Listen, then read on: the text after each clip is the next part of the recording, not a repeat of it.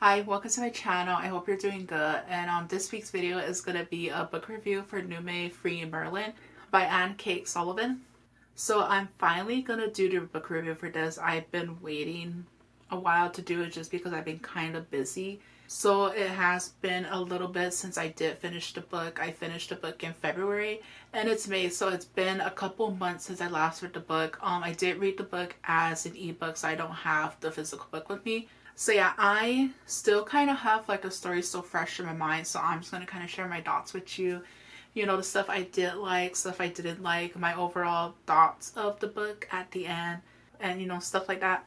So first off, Nimue Free Merlin is a book that centers around 17-year-old Nina, who takes a trip with her mother to Britain to learn more about her heritage and like where she comes from.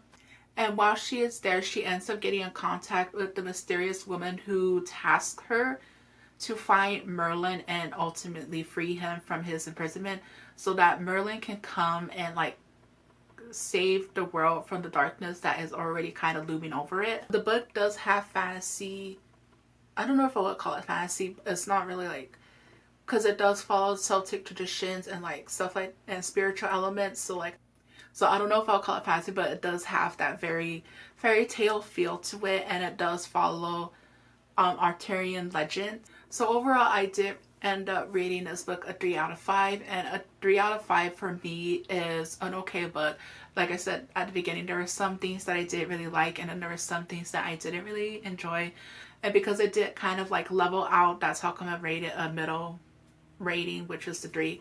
So I'm just gonna kind of get into the stuff that I did like. So one of the things that I did really enjoy about the book was the writing. The writing was had a very fairy tale vibe to it, and Sullivan did do a very good job at conveying that fairy tale atmosphere.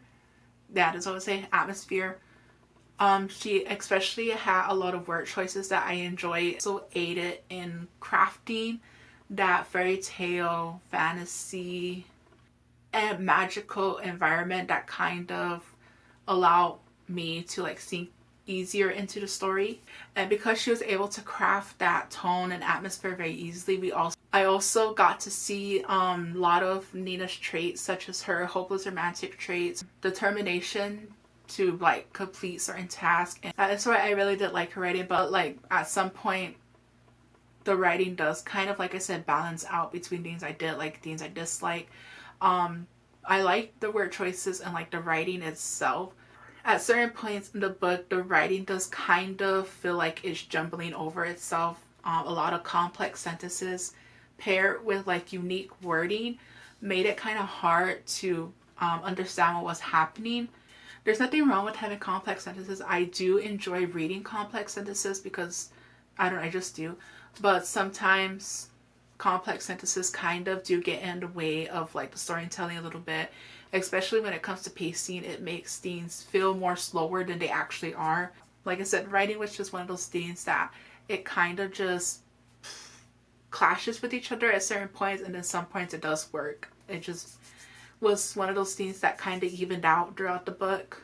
I would say the first half of the book is where the complex sentences really kind of messed with me a little bit, just because a lot of the first part of the book was trying to lay out a grounding and a foundation for the rest of the book. But as I kind of like got towards the middle and towards the end, the complex sentences weren't as much of that big of a deal. So the next thing that I did really like was the plots and like the story development, because I did end up getting interested in what was gonna happen and like how Nina was gonna like free Merlin basically. So I am not familiar with Arthurian legends, so that's probably why a lot of the plot points and story development were new to me and were interesting to me. And through those plot points and like the developing story, we did get to see how Celtic tradition does come into play with a lot of the legends. And you can tell that Sullivan is very knowledgeable in Celtic traditions and in Arthurian legends,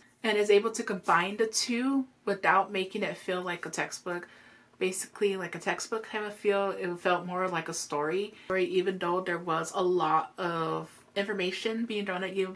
So yeah, that's what I really did like, is that she was able to like weave her knowledge into the story without it being overwhelming. So yeah, those two, the writing and the plots, were like two of the main things that I didn't really like about the story. There were other stuff that also I didn't really like.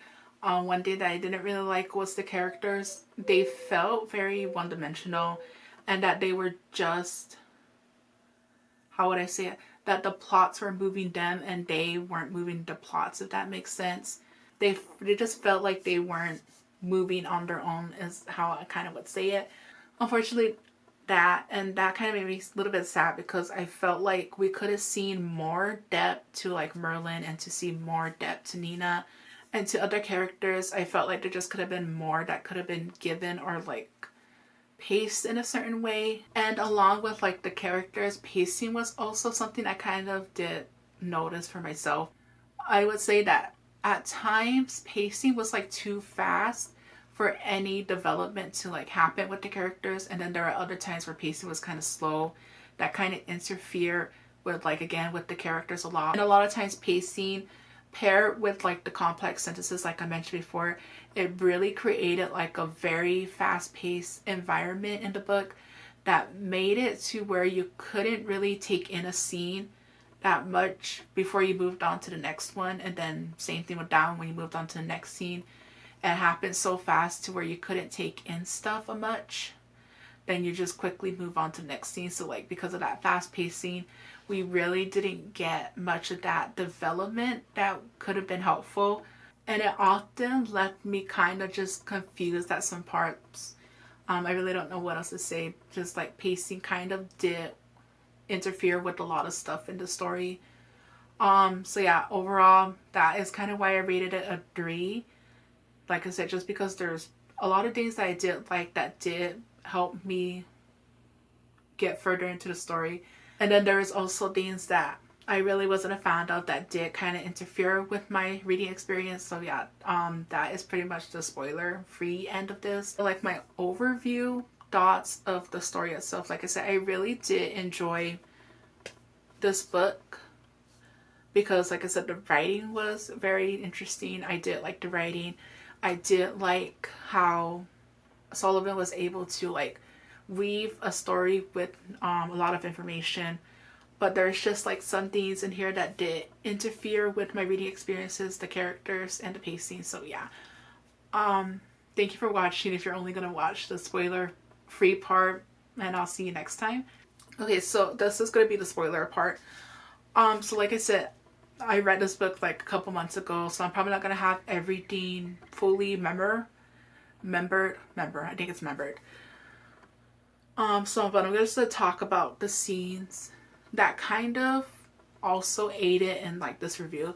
Like I said, with writing, like some of the scenes were very cohesive. Like I could understand what was happening, such as like the beginning, like the part where she goes under the lake to see, I don't know what they are, but under the lake to see like the fairies. Are they fairies? I don't know if they're fairies, but I forgot what they are.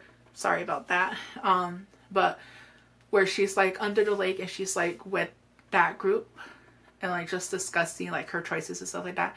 With that, like the writing and like the sentences and stuff like that didn't really interfere with my understanding of what was happening, just because the pacing, the information that was being shown to us, and the writing actually worked together to create a very interesting and entertaining scenes. Whereas like towards the end of the book, where Nina goes to the waterfall and she is hunting down her like shadow self, that whole part does kind of interfere with my story experiences, because that one is like an example of how the pacing, the information, and the writing does very much clash with each other. Honestly, I couldn't really understand what was happening. Like, I kind of get the gist of it, but like it was just like this whole clash of stuff happening all together that didn't make me understand what was happening too much.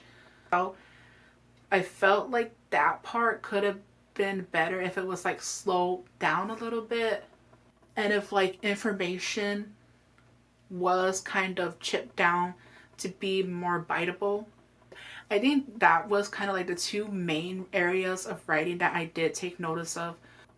after like that scene with the shadow self, with Nina and the shadow, well, it'll be Nimue actually, with Nimue and her shadow self, after that scene, the rest of the story does actually play out to be understandable again. So yeah, it was just like certain scenes worked with those three elements, and then other scenes didn't really work with those three elements. It was just kind of like that, basically, for me. And then going back to characters, they do feel very one-dimensional and they feel kind of flat, but we still get an insight into how they're feeling and like why they're doing stuff. It just is like it's like we do understand what they're going through and like what they are feeling, but we aren't able to connect with them, basically. I felt like we were kind of missing something, like a little bit. And when I'm thinking about it, I think it was mostly the pacing that kind of interfered with character development and stuff like that. Because Sullivan would kind of focus on stuff that really didn't aid the story that much. So like such as the beginning of the story where we kind of focus on, we kind of focus on the people in the apartment, which is like her mom and her uncle and Diana. I don't remember what she was to her uncle.